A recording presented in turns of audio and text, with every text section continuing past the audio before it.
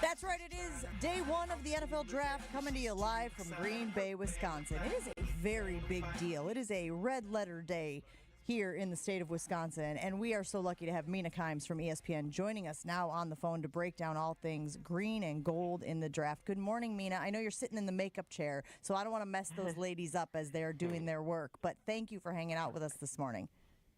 Thanks for having me. Yeah, just don't make me cry. Whatever you do, don't make me cry. Jen, control yourself. I will do my very best. Thank you, Chew.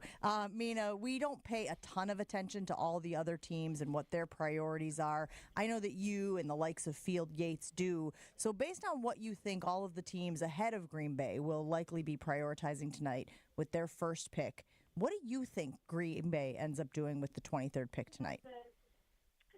Yeah, I have to think, as much talk as there is about a receiver, and I feel like that's every year with Green Bay, they're not going to go in that direction in the first round, based not just on the drafting history, but also the receivers who I think are be available there. And you asked about the players, or the teams rather, picking earlier. I think if Ted McMillan or Matthew Golden were still on the board, yeah, it'd be great, but I just don't think they're going to be there for Green Bay. So my inclination, maybe defensive line, maybe cornerback. Those would probably be the two positions I would target that match up also with where they're picking. You don't think that Goody would trade up, let's say, if a McMillan or a Golden fell to the middle to the late teens? Do you think there's a possibility of that? I would.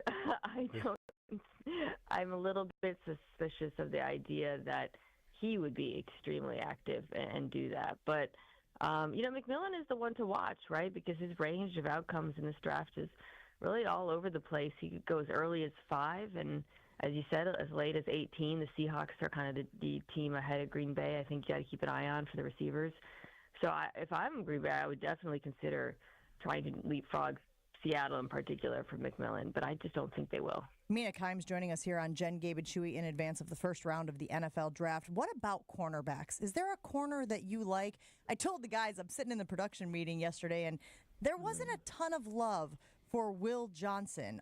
Guys were talking about things that jumped off the screen for them. Is there a cornerback that you like that you think could elevate that unit for Green Bay that would be, attainable at 23?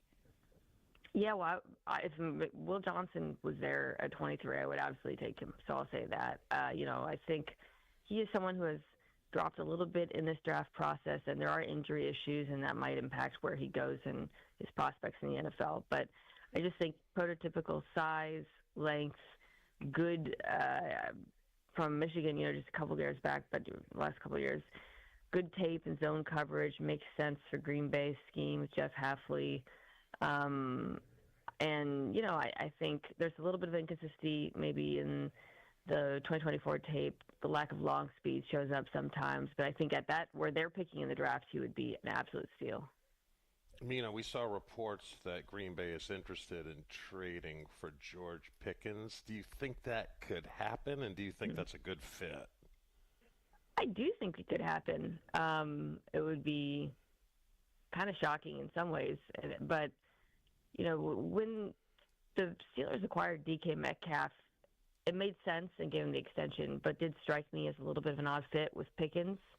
They're sort of redundant in that offense, and also Pickens obviously has had his inconsistencies. I know in that building there's been some frustration with him, so it feels like a player who another team would eye and say, well, he's like the traditional, prototypical X receiver who makes difficult catches. He's the kind of guy who's not available in this draft. So if I'm a team like Green Bay, I would absolutely consider it, with the also caveat that, you're going to have to pay him not too far off from now.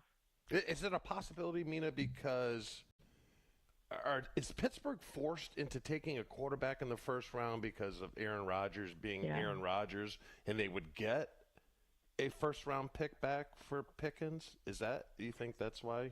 You think it may be a possibility? I don't think that George Pickens is going to be traded for a first-round pick. I feel like maybe a second, but not a first-rounder. So start there. As far as the Steelers go, the question you asked, do they feel like they have to take a quarterback, is kind of the question of the entire draft, because as we talk about Shedeur Sanders, whether or not he'll drop. Pittsburgh is the team that keeps being brought up as the potential floor for him at 21, right? Yeah, he's going to slip out of the top 3, maybe the top 10. Maybe the Saints don't go in that direction. But Pittsburgh is the team that could stop the fall. But if they're not interested in him and they're not desperate to take a quarterback, then, where his destination is becomes very murky. I feel like with Gabe not being here this morning as he is en route to Green Bay, I have to pick up his role, which is to ask about Shamar Stewart. Right, Joshy? This feels like something I have to do since he's not here. Okay, so here we go, Mina. Gabe is very concerned about the Packers drafting Shamar Stewart because he doesn't see the production on film from college. And unfortunately, we have a little bit of PTSD here in Green Bay and Wisconsin because they have guys, as you know, on their defensive line who have not had the production, the proof, if you will, that they can be productive, that they can get to the quarterback, which is an area obviously Green Bay has struggled with. Can you tell us, does it feel like Stewart is a direction the Packers may go there on the defensive line, even though he doesn't have the numbers to back it up from college? Well, he certainly fits the Packers prototype, right? And I think that's why there's some associations there being made in terms of, you alluded to the team drafting kind of raw, athletic edge rushers in the past. Also, there's like size parameters that are unique to this organization that don't apply to every team.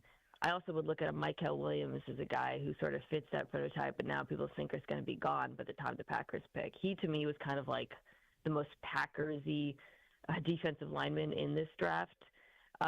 With Stewart, I would have concerns. The athletic testing is insane. It shows up on tape. He is an unbelievably explosive player. He plays hard. His motor runs hot. He's a good run defender. He wins quickly, but he just doesn't finish, and that's what led to the lack of production, both in terms of getting sacks and TFLs. I'd be a little bit apprehensive that if I was Green Bay. I just feel like, to your point, they've been burned on that in the past, and they really do need someone who's a finisher, and I would be worried about Stewart being that, especially early on. Well, Gabe is going to be thrilled that Mina Kimes agrees with his assessment, by the way. I'm going to be sure to pass that on to him when I chat with him a little bit later today. Go ahead, Shu. Mina, do you think Jair will be traded in the next 3 days? There's so much smoke around it that one thinks yes, but it hasn't really. It kind of has. Well, the smoke noise quiets down. The noise is quieted down a little bit, but sometimes that happens right before trade. So I'd be wary of saying never say never. But it does feel more likely than not he's not going to be a Packer next year. Mina, we want to be respectful of your time. We know you got a very busy day, so thanks for hanging out with us this morning, answering some of our questions, giving us insight to which direction you think the Packers will go. Have a good one. We'll see you up there soon. Thanks for having me. Bye, guys. Love Mina Kimes. Great stuff. Always deep analysis on the NFL draft, on everything going on in the league, and she will, of course, be up there all day today and this week to cover all things NFL draft.